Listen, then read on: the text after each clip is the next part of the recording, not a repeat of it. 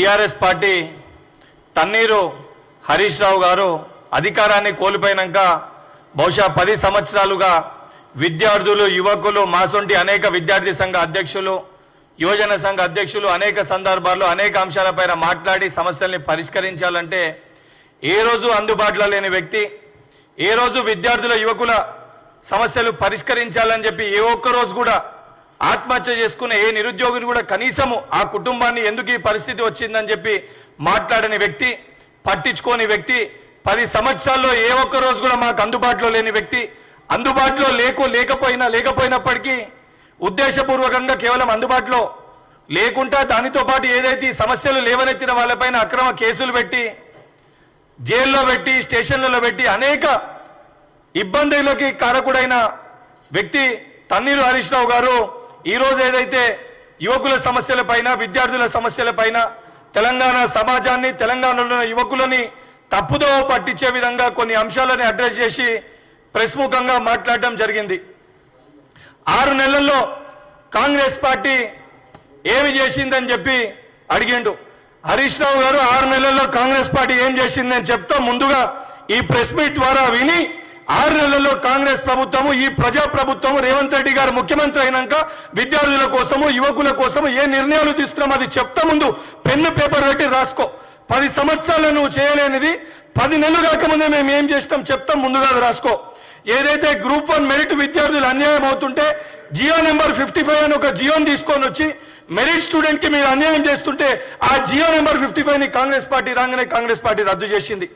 ఏదైతే డిఎస్సి పోస్టులకి సంబంధించి అసెంబ్లీలో మా నాయకులు మా ప్రతిపక్ష పార్టీ మా సిఎల్పి నాయకులు బట్టి గారు మాట్లాడినా మా ఎమ్మెల్యేలు మాట్లాడినా 5,000 డిఎస్సి పోస్టులు ఇస్తామని చెప్పి పెంచని మీరు ఆ డిఎస్సిని 5,000 ఉన్న డిఎస్సిని 11,000 డిఎస్సి పోస్టులకి ఏదైతే ఆ పోస్టులకి సంబంధించి నోటిఫికేషన్ ఇచ్చిన ప్రభుత్వము ఈ ప్రజా ప్రభుత్వము కాంగ్రెస్ ప్రభుత్వం.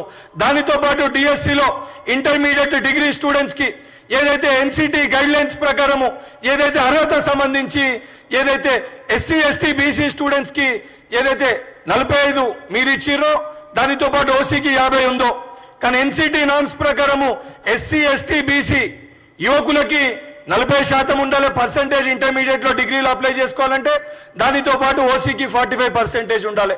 ఈ అంశం పైన మీ దగ్గరకు వస్తే ఆ రోజు ఎవరు కూడా మీరు పట్టించుకోలే. తక్షణమే ఇది ఎన్సిటి గైడ్ లైన్స్ అగేన్స్టే ఉందని చెప్పని ఏదైతే ఎస్సీ ఎస్టీ బీసీకి 45 ఉన్నదాన్ని 40% తగ్గించి అమెండ్మెంట్స్ తీసుకొని రావడం జరిగింది. ఓసీకి 50 ఉన్నదాన్ని 45కి తీసుకొని వచ్చి అమెండ్మెంట్స్ తీసుకొస్తూ ఏదైతే కొత్తగా మొన్న టెట్ కండక్ట్ చేసి ఏదైతే మీ హయాంలో టెట్ కండక్ట్ చేస్తే చాలా మంది యువకులు క్వాలిఫై కాకపోతే వాళ్ళ రిక్వెస్ట్ మేరకు మరొకసారి టెట్ కండక్ట్ చేసి టెట్లో కొత్తగా కండక్ట్ చేసిన టెట్లో క్వాలిఫై అయిన 1,00,000కి పైగా ప్రతి ఒక్క యువకులకి విద్యార్థులకి డిఎస్సి ఎగ్జామినేషన్ ఫీజు లేకుండా మా మేనిఫెస్టోలో పెట్టిన విధంగా దాన్ని పోర్టల్లో అప్డేట్ చేసి ఇప్పుడు డిఎస్సికి అప్లై చేసుకుంటే కొత్తగా టెట్ పాస్ అయిన ప్రతి ఒక్క యువకులకి ఎగ్జామినేషన్ ఫీజుని కట్టకుండా అప్లికేషన్ అనేది ఈరోజు యాక్సెప్ట్ చేస్తున్నాం. దానితో పాటు 2 years ఏజ్ రిలాక్సేషన్ ఇచ్చినాం, హైట్ని తగ్గించినాము. ఏదైతే దానితో పాటు హారిజాంటల్ వర్టికల్ ఇష్యూ ఉద్యోగాలు ఇచ్చినాము, ఉద్యోగ నోటిఫికేషన్లు ఇచ్చినామని చెప్పి ఒక చేత్తోటి అన్నం పెట్టి ఇంకో చేత్తోటి పళ్ళని గుంజేసుకునే ప్రయత్నము బీఆర్ఎస్ పార్టీ మీ ముఖ్యమంత్రి గారు మీరు చేశారు. ఆ కోర్టు కేసు చిక్కుముడిలో ఉన్న హారిజాంటల్ వర్టికల్ ఇష్యూని సుప్రీంకోర్టు జడ్జిమెంట్ ని ఆధారం చేసుకొని ఏదైతే జియో నెంబర్ 3ని తీసుకొని వచ్చి హారిజాంటల్ వర్టికల్ ఇష్యూని రిజాల్వ్ చేసి ఈరోజు 30,000 ఉద్యోగ నియామక పత్రాల్ని ఏదైతే తెలంగాణలో ఉన్న అర్హులైన యువకులకి అందజేసిన ఘనత ఈ ప్రజా ప్రభుత్వం రేవంత్ సర్కార్ది కాంగ్రెస్ ప్రభుత్వానిది. ఇవన్నీ పక్కన పెట్టే ఏదైతే పోలీస్ డిపార్ట్మెంట్కి సంబంధించి ఎన్నడూ లేని విధంగా కేసులుంటే ప్రతి ఒక్క విద్యార్థిని కూడా మీరు రిజెక్ట్ చేశారు. కొత్త కమిటీని ఏర్పాటు చేసి ఎవరిపైన అయితే కేసులు ఉన్నాయో క్వాష్ కొట్టేసిర్రో దానిపైన రివ్యూ చేయడానికి సంబంధిత అధికారులతోటి ఒక కమిటీని ఏర్పాటు చేసి ఆ కమిటీ నివేదికతోటి ఏదైతే సివిల్లో 36 పోస్టులు, ఏఆర్లో 31 పోస్టులు, టీఎస్ఎస్పీలో 80 పోస్టులు, ఎస్పీఎఫ్లో 3 పోస్టులు, జాబ్ ఫైర్లో 5 పోస్టులు, కానిస్టేబుల్ పిఎస్సిలో 4 పోస్టులు, జైల్ వార్డన్ 1 పోస్టు, అదనపుగా 158 మందికి ఎన్నడూ లేని విధంగా కొత్త కమిటీ ఏర్పాటు చేసి ఆ కేసుల్ని నిర్ధారించి ఆ కమిటీ బేస్ చేసుకొని వాళ్ళకు కూడా ఉద్యోగాలకు సంబంధించి వాళ్ళని కూడా యాక్సెప్ట్ చేయడం జరిగింది. దానితో పాటు గ్రూప్ 1 ఏదైతే మీకు నిర్వహించడానికి శాతగాక 2 సార్లు గ్రూప్ 1 పేపర్ రద్దయితే కంప్లీట్ ట్రాన్స్పరెన్సీ తోటి చెప్పిన విధంగా టీఎస్పీఎస్సీ ప్రక్షాళన చేసింది కాంగ్రెస్ ప్రభుత్వం, రేవంత్ ప్రభుత్వం. దానితో పాటు మా ముఖ్యమంత్రి గారు చెప్పిన విధంగా కంప్లీట్ ట్రాన్స్పరెన్సీ తోటి ఏదైతే బయోమెట్రిక్ ని ఇంప్లిమెంట్ చేస్తూ ఓఎంఆర్ షీట్ పైన కంప్లీట్ ట్రాన్స్పరెన్సీ ఉండే విధంగా ఏ చిన్న అవకతవకలు జరగకుండా ఎగ్జామ్ రాసిన ప్రతి ఒక్క యువకునికి భరోసా కల్పించే విధంగా గ్రూప్ 1 ఎగ్జామ్ ని నిర్వహించిన ఘనత, అంత ట్రాన్స్పరెన్సీ తోటి నిర్వహించిన ఘనత ఈ కాంగ్రెస్ ప్రభుత్వానిది.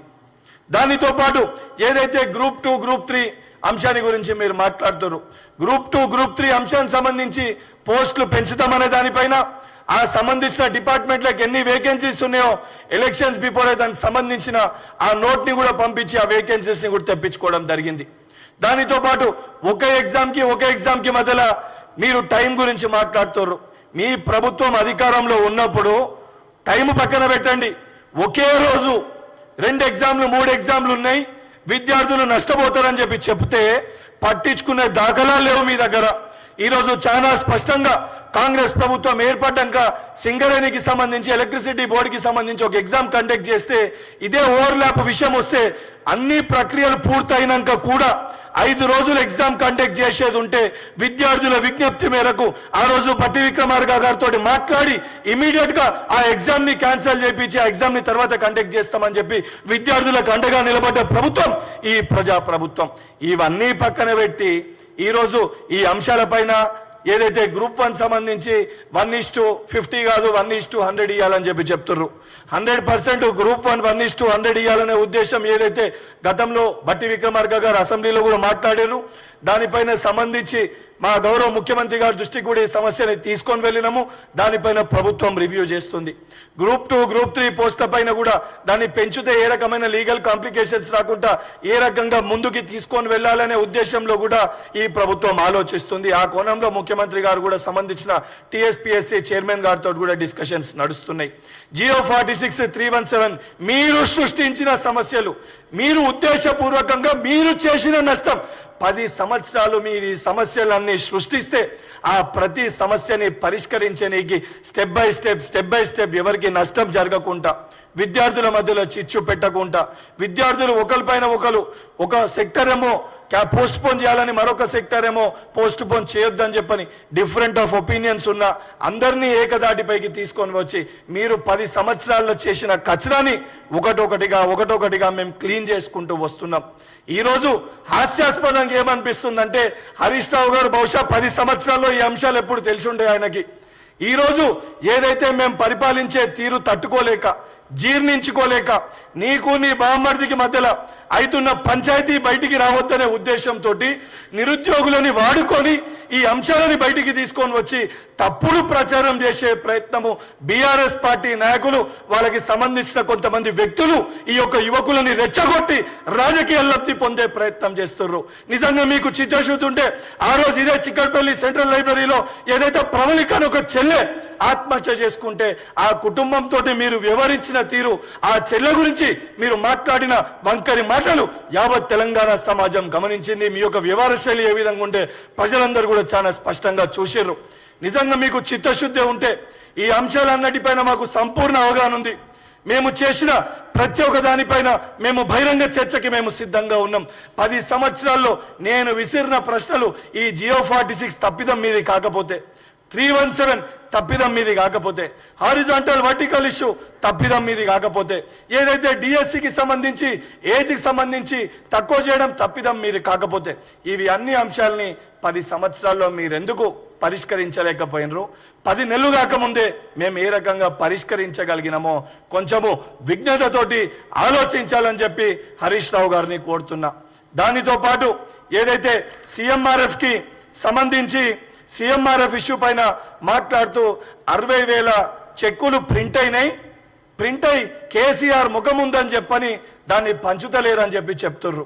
చాలా స్పష్టంగా సిఎంఆర్ఎఫ్ లో కూడా ఏ రకంగా అవినీతికి పాల్పడి ఒకే వ్యక్తి పేరు పైన అకౌంట్ నెంబర్ను మార్చి ఏ రకంగా ఆ పైసల్ని కూడా హరీష్ రావు గారు సంబంధించిన వ్యక్తులు దండుకుర్రో చాలా స్పష్టంగా ఆ డిపార్ట్మెంట్లో కొంతమంది వ్యక్తుల్ని కూడా ఈ ఇష్యూ పైన అరెస్ట్ చేయడం జరిగింది.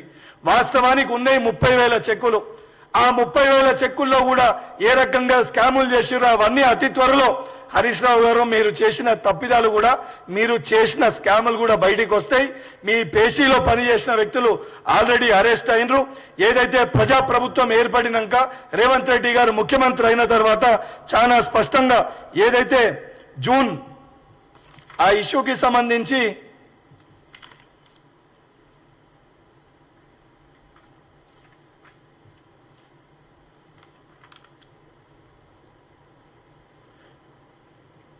జూన్ 15th వరకు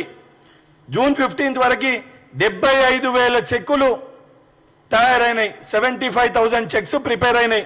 ఆల్రెడీ ఆ సంబంధించి 15,000 చెక్కుల్ని లబ్ధిదారులకు కూడా చేకూర్చినాము. దానితో పాటు మిగతాది కూడా ప్రాసెస్లో ఉంది. ఏదైతే మీరు స్కామ్ చేసి మీరు దోచుకున్నారో ఆరోగ్యశ్రీ 5 లక్షలు ఉన్న ఆరోగ్యశ్రీని కూడా ఈరోజు 10 లక్షలకి పెంచిన ఘనత కాంగ్రెస్ ప్రభుత్వానిది, రేవంత్ రెడ్డి గారిది. ఇవన్నీ పక్కన పెట్టి మీరు చేసిన స్కామ్ల పైన మాట్లాడక, మీరు దొంగతనం చేసి ఆ దొంగతనం బయటికి రావద్దనే ఉద్దేశంతో దొంగతనం చేసిన వ్యక్తులే ఈరోజు దొంగతనం ఎట్లా జరిగిందని చెప్పి మాట్లాడే విధంగా, చెప్పే విధంగా చిత్రీకరించే ఒక ప్రయత్నము మీరు చేస్తుర్రు. ఏదైతే ప్రతిపక్ష పార్టీగా ఉన్న మీకు ఇది కరెక్ట్ కాదు. వాస్తవాలేందో రాజకీయాల్లో సుదీర్ఘ రాజకీయాలు ఉన్న మీరు, సుదీర్ఘ అనుభవం ఉందని చెప్పుకునే మీరు ప్రజలకి, విద్యార్థులకి, యువకులకి వాస్తవాలు చెప్పే ప్రయత్నం చేయాలి తప్ప ఏదైతే ఈ యొక్క ప్రజా పరిపాలనని ఏదో నిందించాలి, జీర్ణించుకోలేక, తట్టుకోలేక నా బావది బొమ్మర్ది మా పంచాయతీ బయటికి వస్తే అది ప్రచారం అయితే ఇబ్బంది అవుతుందని చెప్పి తప్పుదో పట్టించాలి, సైడ్ ట్రాక్ పట్టించాలని చెప్పి మీ అంతర్గత మీ ఇంటి పోరు కోసం బయటికి వచ్చి ఏది పడుతుంది మాట్లాడితే సరికాదు. ఇంకొకటి ఏదైతే యువకులు వచ్చి రిక్వెస్ట్ చేసుకుంటే, ప్రజా దర్బార్ వచ్చి రిక్వెస్ట్ చేసుకుంటే కూడా మా సంబంధించిన చిన్నారెడ్డి గారు మా వారు